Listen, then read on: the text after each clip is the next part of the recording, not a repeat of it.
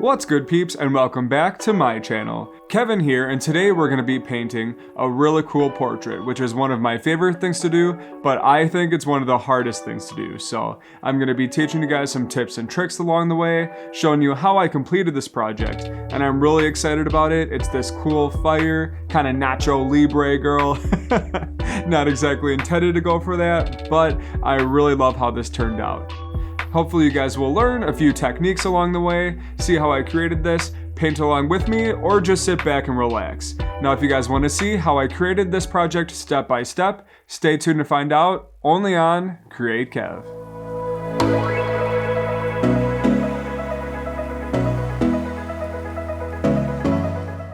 And starting this project off, I'm going to start with the sketch. So this is arguably the most important part of any painting because this is actually going to be the starting point to where your composition is going to lay. So I like to use the rule of thirds, which is basically cutting your composition into 3 different sections.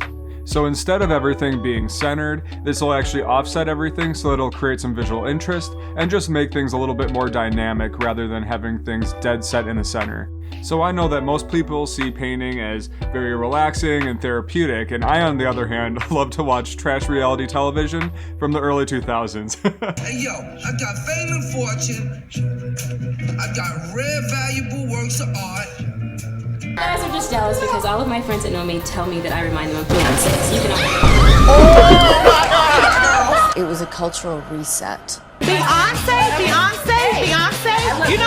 You know who you really look like? You look like Luther Vandross.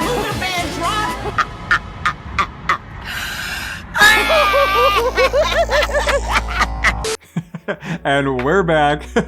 I'm just continuing sketching on, going off of that preparatory sketch that I did digitally. It saves a lot of time in the end, doing things digitally first before doing anything in pencil or in paint. This not only gives me a good idea of where the project is going to end up, but it's much easier to fix any mistakes or create new ideas when you're doing it digitally because it just goes much faster.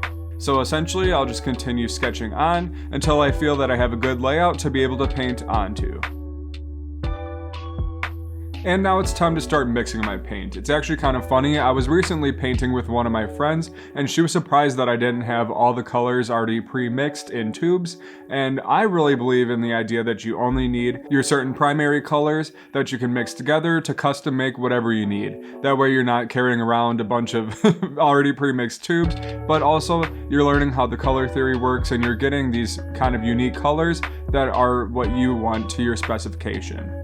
Now I've got my mid-tone and my shadow color here, and so I'll just use my white as my highlight, and then I can just start painting that onto the face. So I like to start with just my mid-tone and then build up from there. So basically I'm just gonna paint in everything with this one color, and then I'll be kind of creating that more 3-dimensional effect with my highlights and shadows here.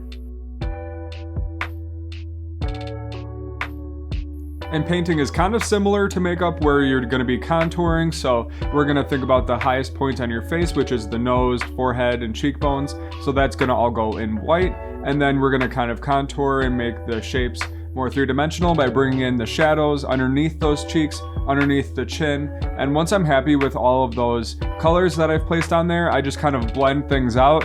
And I'm using acrylic paint, so I'm spraying as I go to keep everything wet so I can keep working with it. And so I'm just going to start adding in those shadows here and really making that face look 3-dimensional and more realistic. Now the thing with acrylic paints is even though you can keep it wet and keep working with it, the more you spray, the thinner the paint actually gets, and it can get kind of gunky if it dries up and then you keep spraying it. So what I like to use is my acrylic glazing medium, where it's basically just acrylic paint with no pigment in it, and so you can actually start to tint and use this as a blending medium so that when your paint is dry, you can go over it with layers and layers so that it looks extremely blended, and it gives you that sfumato. It's me, Mario! Which is an Italian word that's basically just used for blending things seamlessly. And the best part about acrylics and this technique in general is you can see I kind of overdid the line here, so I can just wipe that away and it's almost like it never happened because that layer underneath it is dry. And so I can come back in and make that line as crisp as I need it to be. I feel like acrylics are a very forgiving medium. unlike oil paints where things stay completely wet, so if you screw up, you're screwed. So when I'm happy with how this has turned out, I can move on to outlining the shapes. So basically when I'm doing this, I want to make sure that everything is completely dry so we're not leaving any fingerprints or any paint isn't lifting off onto your hand. And basically I'm going to go in with my detail brush, which the only difference between this and other brushes is that it has a much longer head on it and it comes to a very sharp tip, so you can kind of compensate for the shapes that you need, and you really want to use your wrist and pull so that you get a nice clean crisp line. And this is going to give you that much more graphic feel, almost like lines, like it's a cartoon. And so this is going to take you away from that more realistic look, and this is going to give you much more of that pop kind of tattooed look. Because I'm a graphic designer by day, I find that a lot of my inspiration and things kind of bleed into my fine artwork, kind of that printed, more graphic look. So today we're doing a hybrid where we're kind of doing that nice blended background, but then we're going to outline it and make it a little more punchy. And now I'm going to start in with my hair, and so I'm really going for a kind of blonde that transitions into red, almost like a flame would, like it's on fire. That's kind of the theme for this whole painting, is this cool fire look. So basically I'm just going to continue in and paint my base color, which is going to be my yellow. And now that we've got all of that painted in, you can kind of see that the ends are a much more bright kind of sun yellow. And so this is because we're going to be painting in our red on the ends here. And so this is really going to transition from that more muted blonde look into an orange and then into red. Unintentionally, this hair is definitely giving the villain from Incredibles, but... And now that that gradient is completed, I can start in with my little details here. So I really want to start with the hairline with some darker blonde details so that that looks like it transitions and it's kind of growing out of the scalp. And then I can start to bring that color up and make it so that it looks like these hairs are kind of defined and separated. And now that that gradient is completed, I'm going to start by doing highlights on the hair. So where this hair kind of flips up and back is where I'm going to leave all of my highlights. I'm just going to take my round flat brush here and start to put in that in the areas that I want to be highlighted. And just like with that face, I'm going to outline everything that I just completed. So I'm going in with that red color, and we're just going to use our detail brush to outline this hair.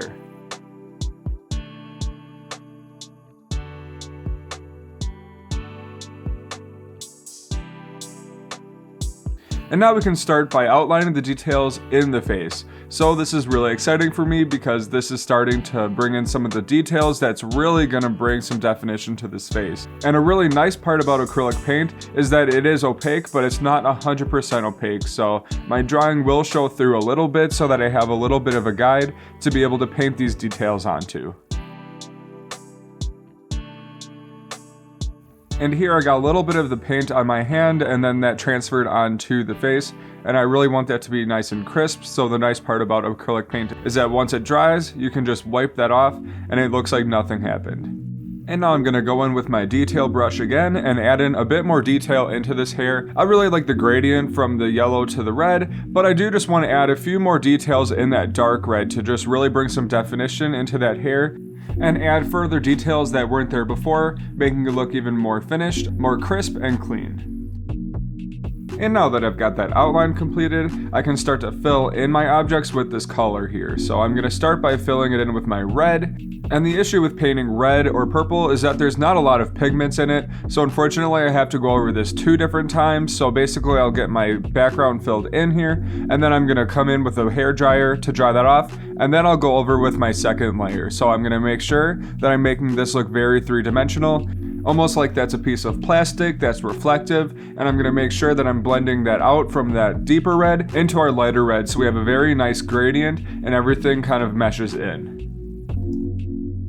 Now I want there to be a bright red pinstripe around this whole object, and that's going to be a repeating element throughout the painting, but for this I need it to be very bright and red, so that red doesn't have the opacity that I need it, so I'm going to go over with the white as kind of a primer before I paint my red so that that really stands out and has that tinting strength that I need. And I'll continue on with that other eye, making sure that that is all nice and blended out as well. I can make sure that everything is dry, and then I'm going to come back in and really punch up those highlights so that that really starts to stand out and have that three-dimensional feel. And now I'm going to start to fill in that white area with my red, and you can really see that that starts to kind of blend in with those highlight areas, and it gives it a really cool three-dimensional feel with that extra detail. And now I can come in and clean up around that object so that that line is nice and clean. And now I'm going to start in with that fire area above the eyes, and this is going to be basically the same process, but this time I'm just going to paint basically everything in white, so I can come in with that darker red color later, and that will just kind of eliminate more steps in drawing time. Now I'm going to come in with my darker color and start to define that inner corner of the eye where I'm going to be defining the pinstriping. And so what I'm doing here is actually creating a halo lid where your eyelid actually will be much brighter in the center than the outside. So that'll start to give it that round, more three-dimensional feel. And I'm just going to come in on my two outer corners and start to build that up with that deeper color. Like I said, with the red, it actually is a little bit transparent. And so the more you build it up, the darker and darker it's gonna get. You could almost get it to a black if you started building that up even further. And now I'm redefining the outer areas on the pinstriping, so making that very deep red and making that kind of stand out a little bit further from that bright red. So basically I'm spending a lot of time on this face area because that's where your eye is immediately going to be drawn to, so you really want to make sure that you've got all your crisp little details because this is your main focal point of the painting.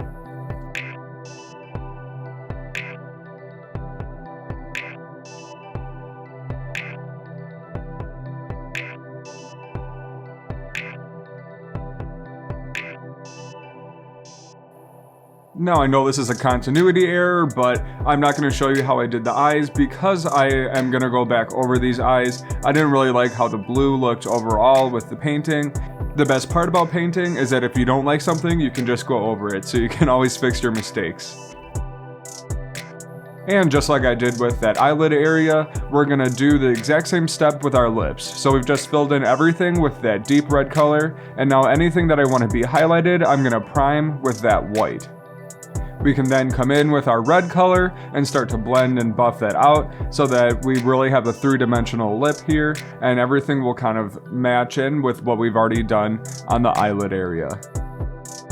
I can then start to come in and clean up the lines around the lips. So basically I'm just gonna take my deep red and we're gonna further deepen that to give even more three-dimensional of a feel. And then I'm gonna come back in with my highlight, making sure everything is very blended out. And we're gonna start to push and pull those colors so that we really get that 3D feel. We're gonna come in with our black.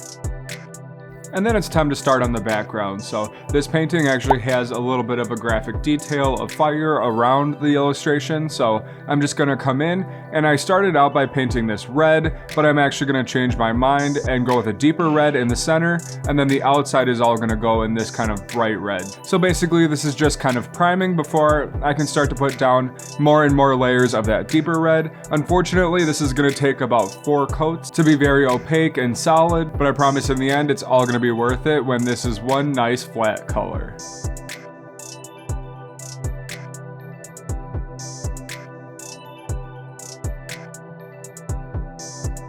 And now I'm going to start with arguably one of the most important parts of a painting, which is the eyes, because the eyes are kind of the window into the soul, and this is where your eyes are going to be drawn to. So we've got to spend a lot of time getting them right. What I'm going to start with is starting to paint these in white. Now it's going to take a couple of layers to go over this. I really didn't like the blue in contrast with all of the red that was starting to happen in the painting, and with eyes it's really hard to get them focused looking towards you. If you have one off even slightly, it gives you the lazy eye look. It's not the moment. She's an icon, she's a legend, and she is the moment. So basically, I'm going to be painting over these. The nice part again about painting is that nothing is set in stone. You can always go over it. Now it's very tempting to just paint the eyes in white, but you really want to envision the eyes as circular bulbs because that's exactly what they are. So they're actually going to have their own drop shadows. Your eyelids cast a major shadow on the upper part, and even the lower part will get a slight shadow so that it really makes that look round. I know that a lot of this will actually go away once you put the pupils in, but it's really important to make this look a little bit three-dimensional.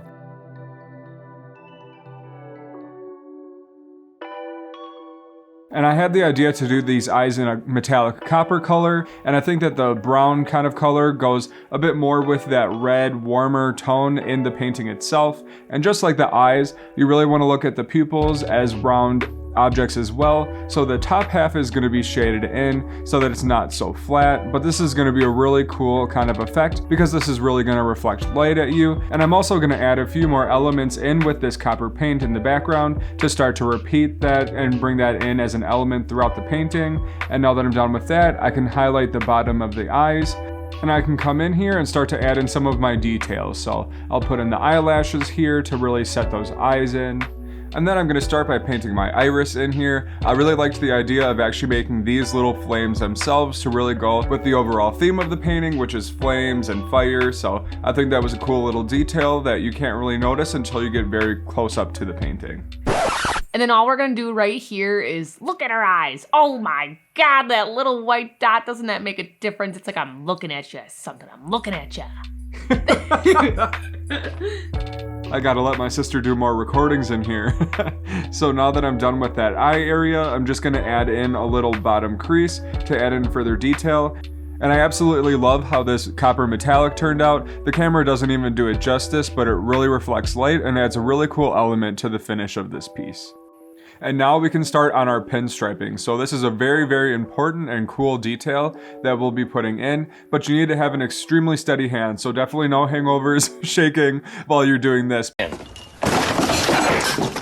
Because this is arguably some of the most important line work that'll be throughout the piece, because this will actually start to help separate that foreground object from that background.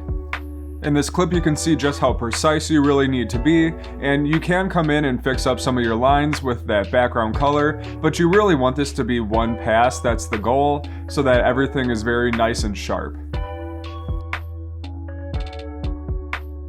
I'm doing this all in white as kind of a primer step again, because I'm going to be going over this with our bright red, and this will actually start to blend in with our background, which is also going to be the bright red. So it's kind of nice to have these lines that extend out and into that background, and starts to add kind of a two-dimensional graphic feel.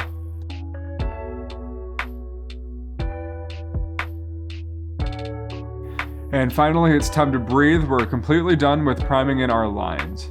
It's gonna be good, and we're all gonna have fun. And now it's time to fill everything in red. So I'm just gonna go over that white kind of primed area that we made with this red color, and I'm gonna have to do about 2 coats to make sure that everything is nice and vibrant. I can bleed that red out into the background, and I don't need to be too precise about this because we're just gonna be covering this all in the same color anyway.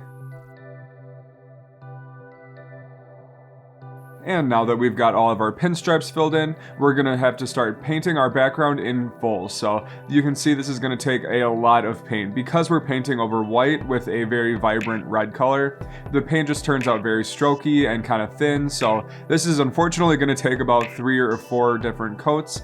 I don't have to be too precise or perfect about this, but the thing about painting too is you want to think a few steps ahead, and so you don't want to be too sloppy either where you have to come back in and clean up any work. You really want to be one and done with this so that you can just get it completed and get everything filled in. And here's a little tip: if you want to make sure that you have a very nice and crisp line, just paint off a little bit of that paint first so you don't get a glob on the end of your nice tapered edge here, and then you can just pull down, so that'll actually start to fill everything in, and that'll give you that graphic clean edge that you're looking for. And you can see painting here, this second coat actually covers much easier and smoother, so there will be just a little bit of that bleed through, and so we will have to do another coat, but this will actually start to really help build that color up and make everything very solid. Now that everything's dry, we're gonna come back in and clean up our edges here. So I'm just gonna take that darker red color and just kind of focus on the edges, making sure everything is crisp so this looks like a very graphic, almost like a printed thing created in a computer. I can add in a few more of these little fire details, and then I'm gonna move on to the background. So I really wanted that pinstriping to be a recurring element in the artwork. And so I'm taking these flames and I'm putting them at a 45-degree angle because the hair is angled. So, because the hair is angled at a 45-degree angle to the right, I'm actually going to compositionally think about what's going to be the most interesting compared to that. So I'm going to flip it at a 45-degree angle to the left. Because with art, you want to think compositionally, and what's going to keep your eye drawn to that piece for the longest amount of time. I was always taught that the most successful artwork is actually the piece that makes your eye move slowest through, so that you're actually taking in that art in that moment. And I really like how the background turned out, but as is, I think that it does stick out a little bit too much, and so a way to kind of set that back is to create a gradient over this so that that'll start to blend in a little bit more, and this will actually pull focus into the center of the artwork. And we're not going to do a gradient just from one end to the other. That's a linear gradient. We're going to be doing a radial gradient where it actually gradiates into a circle, and this will actually give kind of a spotlight feel, like a light is being lit in the center. And how I'm going to achieve that is to take my glazing medium and just go over the whole painting, and then I'm going to take my deeper red and just kind of dry brush that into the corners to really start to make that look darker, and then to blend it into the center so that we get a nice kind of gradient from that dark red to basically transparent. A few moments later. You can see just how much darker those corners are now that everything is dry, and how that really starts to bring your eye in towards the center. And now we're on to our clear coating stage. So I want to make sure that I'm going to clear coat everything except for those metallic eyes, because I want to make sure that those stay very metallic and very reflective. Now, avoiding the metallic eyes, I'm just going to paint this clear coat on, making sure that I have a nice even coverage over the whole surface. I'm doing a matte finish. I actually really prefer matte because you aren't going to get any glares or anything when you're looking at the painting or for photography purposes, but I really do prefer that matte to almost ultra matte finish where it would give it kind of a velvety kind of a look. But this matte finish that I'm using from Liquitex will be just fine. It's not only going to even out any gloss that's on the surface of the canvas, it's also going to protect the paint from any UV rays that would make it fade over the years, and it'll also protect it from any dings or scratches that could happen. And once I've got it all kind of coated, I make sure that I go over it a couple of times to really make sure there's no air bubbles and that everything is evenly coated. I'm going to go over this with about 3 different coats of this matte finish just to make sure that everything is the exact same finish. And they say watching paint dry is boring, but when you speed it up, I think that it's very satisfying to see just how much the finish and the surface of the painting actually changes the look. And this is the last step for the painting process. I'm just going to come in with that cool metallic copper color, and I'm going to fill in some of the detail that's in the background to really make this stand out and separate it from our illustration. I'm doing this copper after the clear coat because I want to make sure that this really stands out and is very metallic and really starts to pop on top of that matte finish. And you can really see here how this is going to make that really stand out and start to separate that out from our background.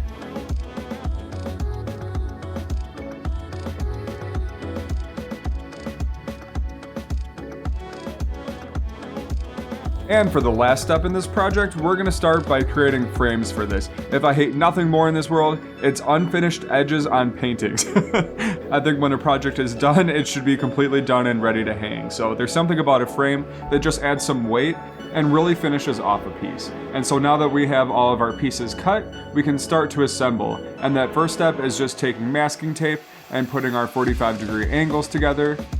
And then we just want to make sure that your painting is going to fit in this area, so now we can start to tack everything together and make it permanent. So I can just take my 1-inch nailer and start to nail in my corners. And as I'm doing this, I'm making sure everything is square in between, using my square tool to make sure that everything is aligned so that we don't have any wonky edges.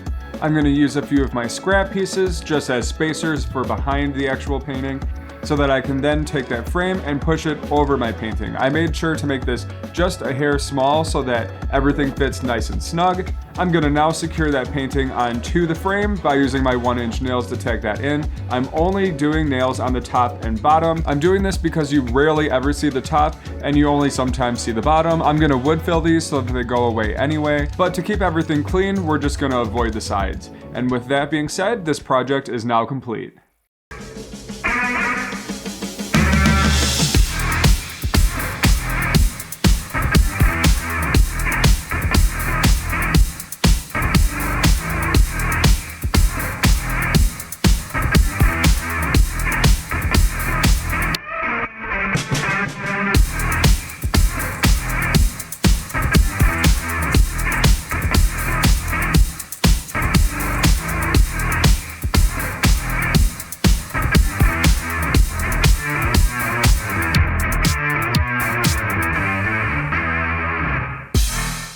Thank you for watching this video. If you like what you see, please like, share, and subscribe. Let's get this channel growing.